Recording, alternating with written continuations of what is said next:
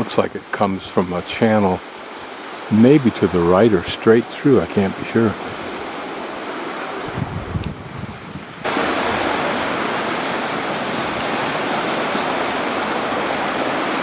There's some pretty and interesting flowers I hadn't seen before. Let's see how close we can get to them.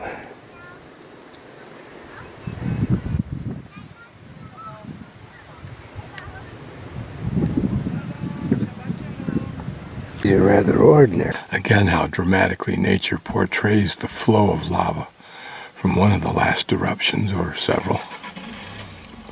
But you can see how a mountain continues to build itself.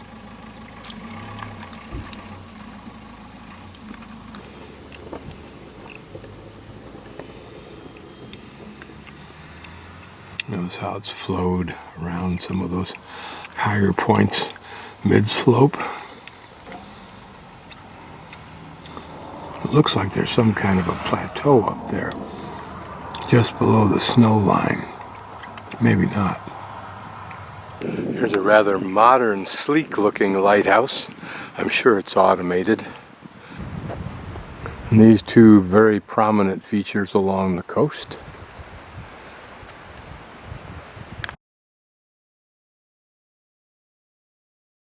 I decided to climb up from my camping spot tonight because I couldn't be sure that tomorrow morning will still be as gorgeous as it's been today. So I'll pan about 360, looking in the direction I'm going to go. Here we get another look at our not too distant past active volcano.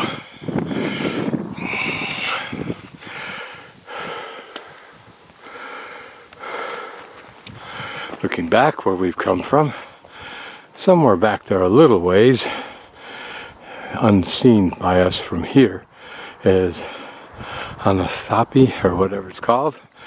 There are those two obvious monuments, and there's Helnar. And 360. Climbed a little bit farther up from that knoll so that I can look down and see what's over on the other side of this hill. The irony of it is, up here, my hope is that if I get a vantage point, I'll see some wildlife. And there isn't any wildlife. The Arctic fox, that's it. That and birds. Not disparaging birds or the Arctic fox. Imagine the day, and perhaps the days before, that lava foot came to rest.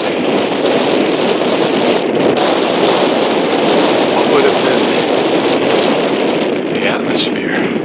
Would it still be cloudy, filled with dust, maybe rocks still falling? One thing that's curious to me is the color of this moss and the question whether it's alive or not. Now, early on, almost all the moss we saw growing on the sides of these mountains was a brilliant green. And yet, as I move across this landscape today, closer to the ocean, it's more like a gray color.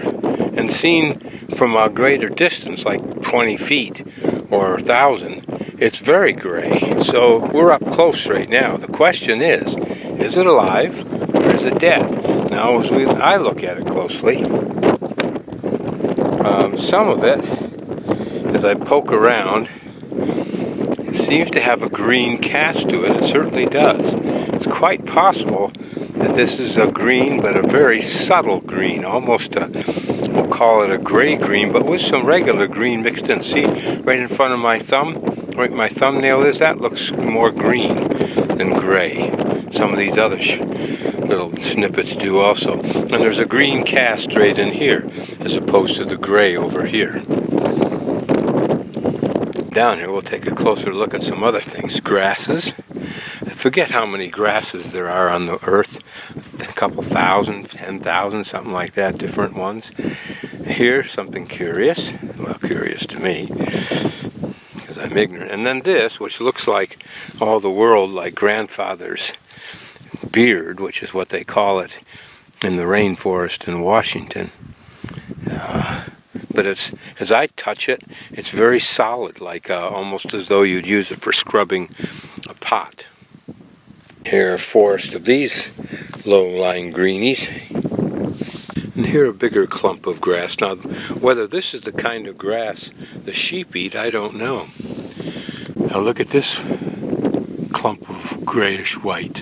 Is it the same plant, or is it a different plant? It seems more solid. Ow! Oh, I'm gonna die. That's a poisonous plant, no doubt.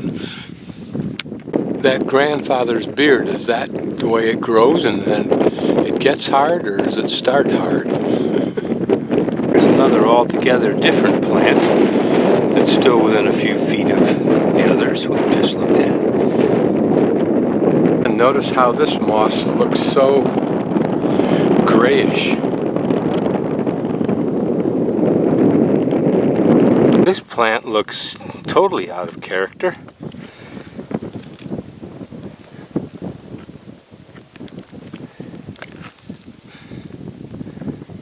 There's still another with little tight leaves, but with these lovely purple, what look like flowers. Now you'll notice that these are not part of a large mat of plants. Quite the contrary.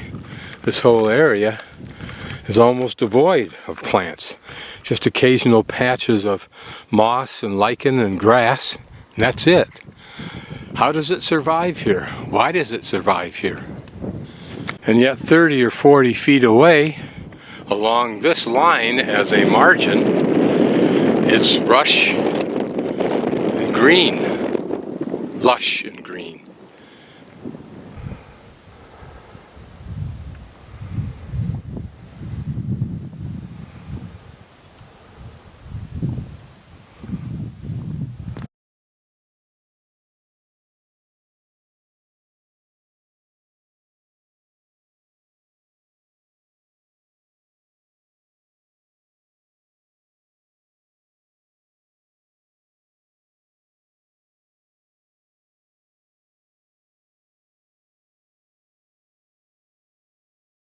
Opposite those two landmarks and back along the road a little ways from that hill, which I camped down to the left of, is Vatnshellir, or Schiller, however you pronounce it. This is the entrance into an 8-kilometer lava tube.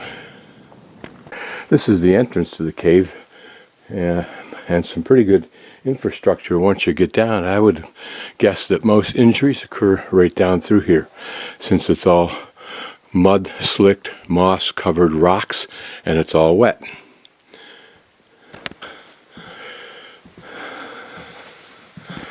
I'll just flash the light in here. It's pretty rugged. It's designed for sure-footed people, not for others, so that's a good thing. It's interesting to look at the colored rocks in here. Those oranges and yellows and greens. You don't see that much.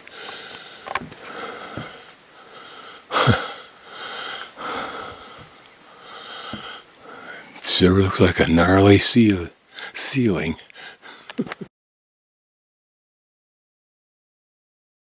I haven't seen this sort of arrangement outside of a lava tube. Maybe it's designed to keep air flowing.